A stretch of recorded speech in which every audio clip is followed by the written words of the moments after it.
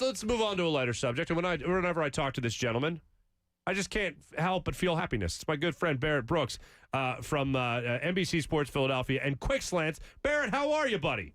Good, man. Trying not to show my awfulness. My awfulness. You guys are crazy, man. But yeah, that was pretty. That was you don't have awfulness, Barrett. I sense no awfulness in you. I appreciate that, man.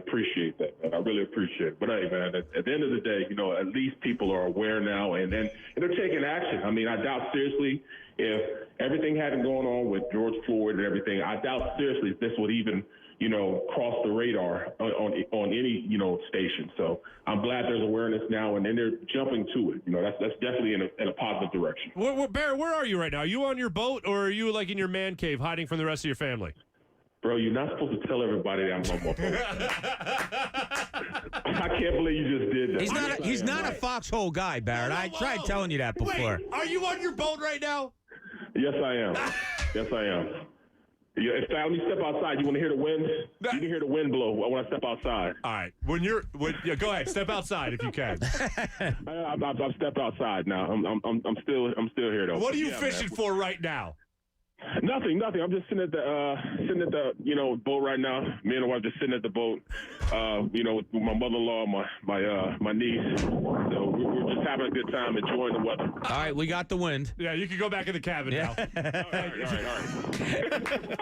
Oh man, dude, I miss you, brother. See, that was awfulness right there. That was terrible. You guys did this to me. No, seriously, I miss you, man. The fun, man, we have. I can't wait to see you again. I mean, we haven't had any, no TV clips that we can go through. Man, you're the king of showing me all the stuff I shouldn't see on TV. I do what I can. I do what I can in that regard. All right, so Barry, you heard Malcolm Jenkins yesterday, and Brian Dawkins was on with us about a month and a half ago, and he talked about how we needed a cure to feel comfortable being on a football field. Malcolm Jenkins says he needs the threat eliminated before he gets back on a football field. He wants to play, but he wants the pandemic to go away. Where do you lie in all this? What would it take for you to feel comfortable, going back to your playing days, what would it take for you right now to feel comfortable to get on a football field? It's a terrible situation, but, at this point, I would have to be honest and say, I have a family to feed. If I had a family to feed, man, there's no doubt that I probably would go back and play. I mean, that's just my honest opinion, my honest assessment. I got families to feed. I got a wife that likes nice things, and kids that need college. So I honestly would have played. No, I agree with you. Just like any other man who's got to support his family, whether that be in football, whether that be an average Joe job, whatever. I understand the rock and a hard place it puts people in. Malcolm Jenkins has made some millions for himself in his career. He's doing all right, and he's saying if I wasn't going to play, I would be supporting my family in other ways. Well, see, that's the difference, Joe. Yeah. Me, I was, people don't tell you, but, I think it's like 10% of the league makes, 80% of the money. So, if you put that in perspective, I was one of those guys that nickel and dime the league. I was in the league for 12 years. And during that 12 years, I probably made what Malcolm made in 2 years, 3 years. So, if you put it in layman's terms and be very, very relative about it, he made a lot more money than I did. So I had to go out there and play. I had to get my money. And, yes, I do make money. I was making money off the field, in healthcare and nursing and things of that nature. But it still doesn't change the fact that I make a lot more playing in the NFL. So, I mean, like I said, it's all relative. If you're that top 10, that you're making 80% of the money, yes, you can say, all right, I'm not going to play. But if you're a guy on the bottom half of that roster, a guy that's on the practice squad, a guy that's just making it, then, you tend to think a little differently. Yes, it's health issues, but playing in the NFL is a health issue. I can remember, back in the day, the big thing was MRSA. MRSA, was running rampant through a lot of teams. Right. Cleveland had a bad bout with MRSA, which is staph infection. Right. And a lot of players got, those infections. So, things like this happen. But at the end of the day, man, it's between feeding your family and playing. You probably go and feed your family. Malcolm, Barrett, when we're talking about this stuff, and we can try to get past it and try to go right to the field, do you think there's going to be a lot of difference of how the game is played, the execution on the field, because of all the stuff that's going on outside of it, Barrett? Absolutely not. Absolutely not. It's going to be one of those things where it's going to be business as usual for players, whether it's fans in the stands or not. These players are going to go out there and play. They have a lot of pride. And, there's a direct reflection on who they are. So they're going to play the game 100 miles an hour like, there's fans out there. But just, the fact that, this is a pandemic going on out there. And it's, a lot of people, not just football players, but a lot of people in general have to weigh their health as opposed to raising their families. And it's a tough situation to deal with. The fact that they canceled the Hall of Fame game just puts things in perspective because, they're just not ready to go and open up the doors just yet. I wish there was something that they could have that, they can give the players and they don't have to worry about it. But at this point, there's not. So you can't do it. There's no such thing as social distancing in football. When I'm an offensive lineman trying to choke a defensive lineman, that's close contact. There's going to be some sweat and spit and everything else that's going to go back and forth between those players. It's just the nature of football. So it's to think you're going to be able to social distance in a locker room. There's 90 guys. Okay, you can be 6 feet apart. But once you're on that field, you guys are touching each other, smacking each other, choking each other. All that happens. And there's no way that you can social distance and play football, period. Even if you play two-hand touch, you couldn't do it. Mm-hmm. Speaking with Barrett Brooks, NBC Sports Philadelphia, joining us here on the Comcast Business Hotline Beyond Fast. When it comes to that offensive line, you just mentioned it there, Brandon Brooks, we haven't talked to you since this has happened. He's going to miss more time, going to miss the 2020 season. The impact is huge. Can a guy like Matt Pryor step up and play that spot for him? I think he can, but you still have to change how you run that offense. Doug now, when he's calling the plays, he's not going to do the things that he did when he had Brooks there. When you have Brooks and Lane there, you can really customize your offense and help the left side and slide the protection that way, send a tight end that way, send a back that way. You can run the offense that way. That's what they did with Big V. That allowed them to help him out during that Super Bowl run when they sent a lot of protection that way to him, and they called plays would help him out.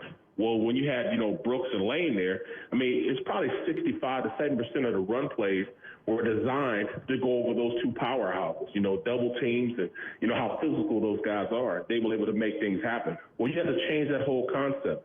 Now, even though Pryor played well when he did get in there and they're probably really confident in him, it's still a sense that, all right, I'm not as comfortable as I was because I know I'm not going to get the down block.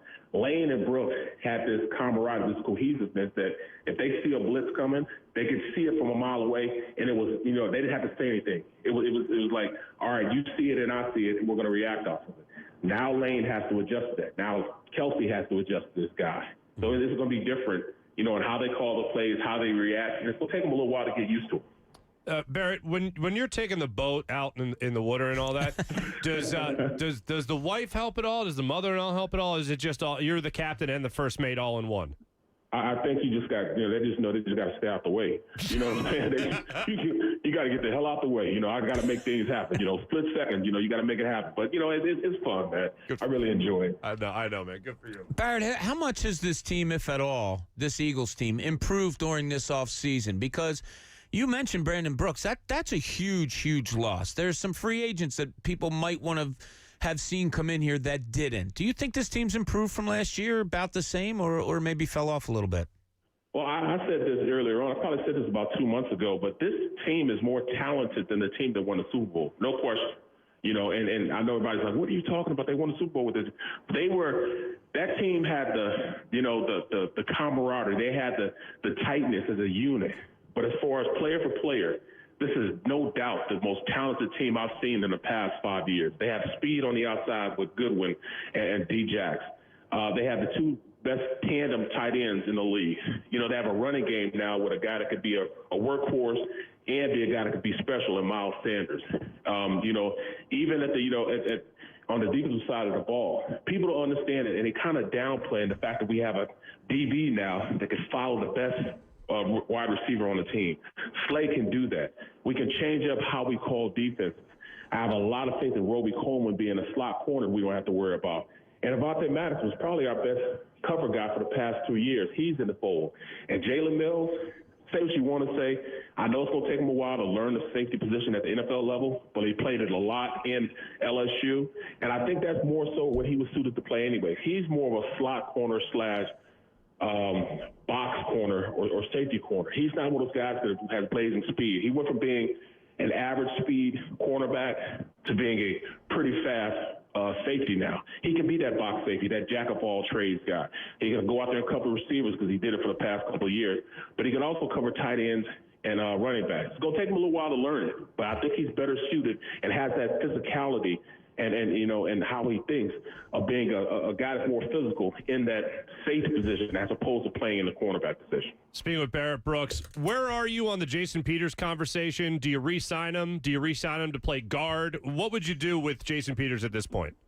If I was the Eagles, I would sign Jason Peters back, but I wouldn't sign him back to play guard. I would sign him back to play tackle.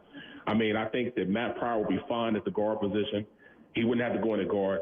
But I would definitely put him at left tackle. You have a small window in which you have an opportunity to go to a Super Bowl. And this is a very small window to start and to close for the Eagles. And with JP there, it re-strengthens that offensive line. Now you're more balanced in how you call plays. Now you can help a guy that's already pretty good in Matt Pryor as opposed to helping a rookie at left tackle at the backside of a quarterback. I'm just not comfortable with that. Even though he gained a little weight, he's 335. At this point, I need a little more of that nastiness out of Dillard. And until he gets that, bring JP back and let him play left tackle. All right, just going on that a little bit more, Barrett. So would you, I don't think you could label Dillard a bust, but is he a little more disappointing or more not there than you thought he was going to be? Yes, because, I mean, if you look at Dillard, Dillard is a technician. I mean, he's really, really good at places in his hands, his technique, getting out of the stance. He just wasn't strong enough. Now, he might be strong enough now, but does he have that dog in him, that fight in him? Because when you're the left side, you're getting the best pass rushers. And he has to have that I cannot be defeated type of attitude while he's out there. I don't know if he has it yet. He's almost too nice of a guy. I mean, to say, when he had an opportunity to play right tackle, it's just like taking a test and you don't know the answers. I'm not trying to hear that. I don't care where I'm at. I'm going to fight. If I'm on the team and they put me at DB, I'm going to fight my butt off trying to be the best DB I can be. I'm not going to make excuses on, I've never played the position before. I'm just going to go out there and do it. He needs to have that type of attitude. Until he gets that type of attitude, it's going to be tough for him to play in the league because you're going to get a lot of stuff thrown at you, and you don't need excuses. Everybody has excuses. You know what also everybody has, too. So, he's got to come with it, man. He's got to come with it. Let me ask you this. The last one for me, Barrett. Have you used social distancing as an excuse to not do yard work with Derek Gunn? You know what? I tell him I can't go over that line because that, it's too close. Damn right. He'd have 600 ways in which he would make me go out there and help, till ground and, build stuff for him, so I already know the play. He only uses me. He only uses me on the shows.